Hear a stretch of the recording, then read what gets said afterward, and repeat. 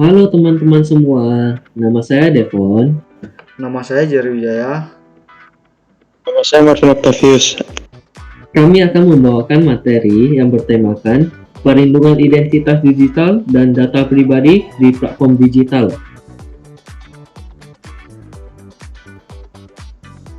Yang pertama, perlindungan identitas digital dan data pribadi di platform digital mengacu pada upaya untuk melindungi informasi pribadi dan identitas pengguna dalam lingkungan digital.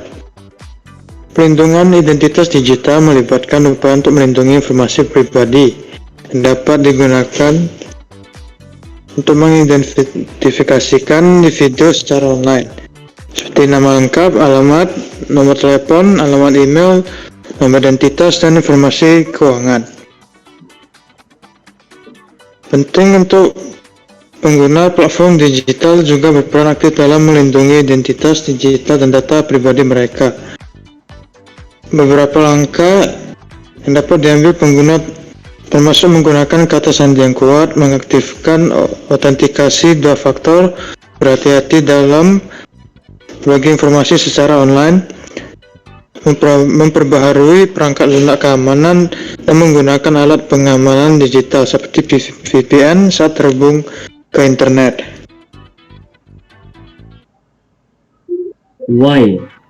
Apa sih yang membuat adanya pelindungan identitas di era digital ini? Berikut ini beberapa penyebab yang signifikan. Yang pertama, peningkatan ancaman keamanan digital. Dalam era digital ini, yang semakin terhubung, ancaman terhadap keamanan digital dan privasi pengguna juga semakin meningkat. Serangan cyber, pencurian identitas, dan penipuan online semakin umum. Oleh karena itu, perlindungan identitas digital dan data pribadi menjadi sangat penting untuk melindungi pengguna dari risiko ini. Yang kedua, pengumpulan data yang luas oleh platform digital. Platform digital seperti jejaring sosial, layanan e-commerce, dan aplikasi berbasis web sering mengumpulkan data pribadi pengguna sebagai bagian dari operasi mereka. Data ini dapat mencakup informasi pribadi seperti nama, alamat, nomor telepon, referensi, dan riwayat penelusuran.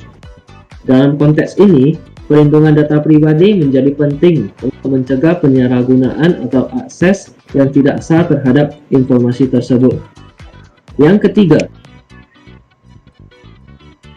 kepedulian pengguna tentang privasi dan keamanan. Kesadaran dan kepedulian pengguna terhadap privasi dan keamanan data mereka semakin meningkat.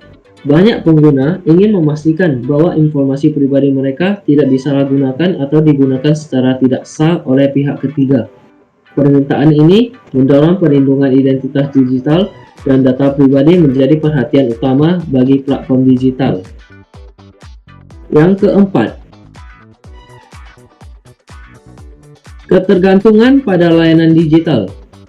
Penggunaan platform digital yang luas dan meningkat mengharuskan pengguna untuk memberikan informasi pribadi mereka sebagai bagian dari interaksi dan transaksi online. Ketergantungan ini membuat penting bagi pengguna untuk memiliki kepercayaan bahwa identitas dan data pribadi mereka aman di lingkungan digital. Yang kelima, kerugian finansial dan reputasi yang dapat timbul. Pelanggaran keamanan yang melibatkan pencurian identitas atau pengungkapan data pribadi pengguna dapat berdampak serius pada mereka secara finansial dan merusak reputasi mereka. Oleh karena itu, perlindungan identitas digital dan data pribadi di platform digital penting untuk mencegah kerugian semacam itu. Itu guys yang harus ditakuti. Penyebab-penyebab ini mendorong kebutuhan akan perlindungan identitas digital dan data pribadi di platform digital dengan tujuan memberikan keamanan, privasi, dan kepercayaan kepada pengguna.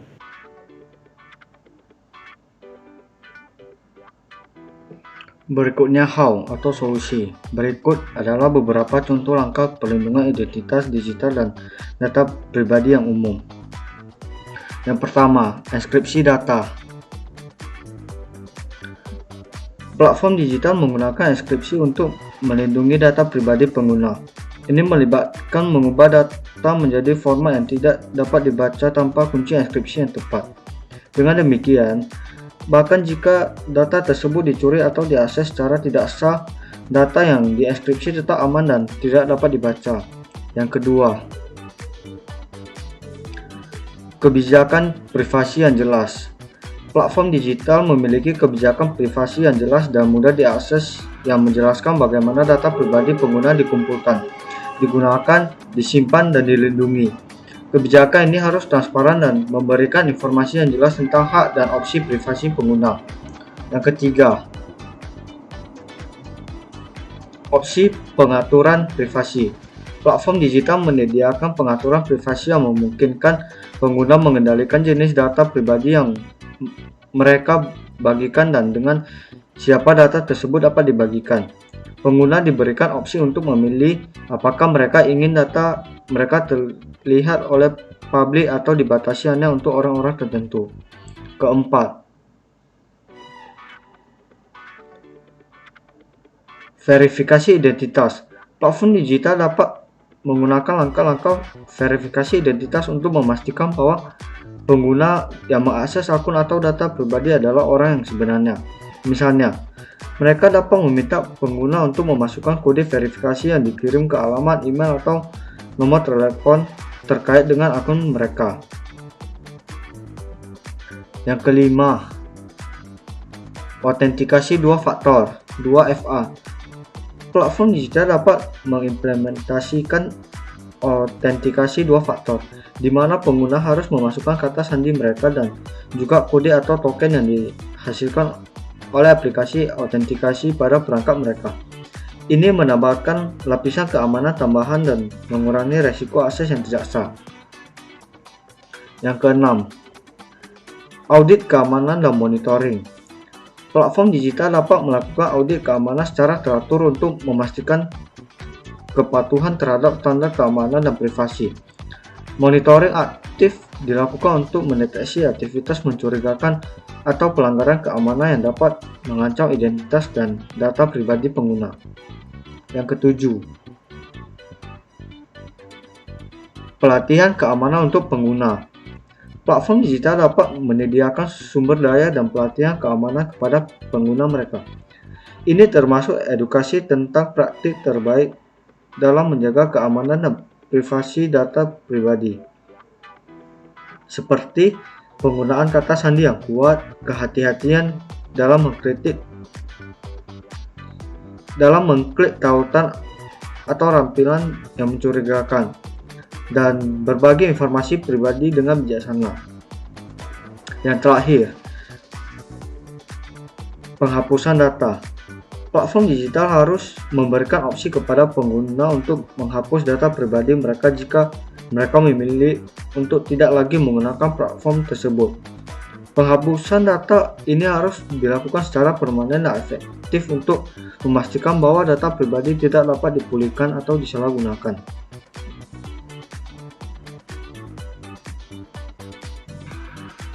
Kurangnya perlindungan identitas digital dapat menyebabkan peningkatan kasus pencurian identitas.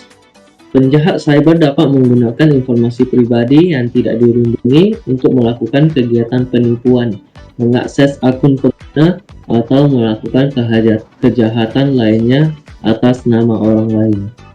Jadi teman-teman, kita harus berhati-hati dalam menjaga identitas kita di zaman era digital ini. Berikut ini adalah contoh-contoh kasus pencurian identitas. 5 juta data penumpang dan karyawan AirAsia dicuri hacker. Marak pencurian data pribadi, imbas literasi digital Indonesia masih sangat rendah.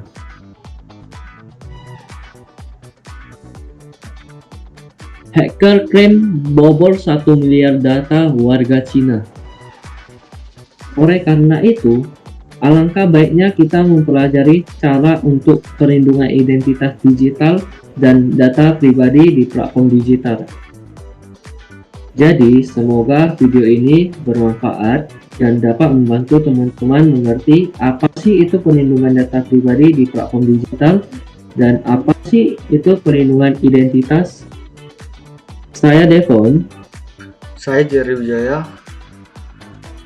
Saya Martin Octavius. Sekian video dari kami dan sampai jumpa di video selanjutnya teman-teman.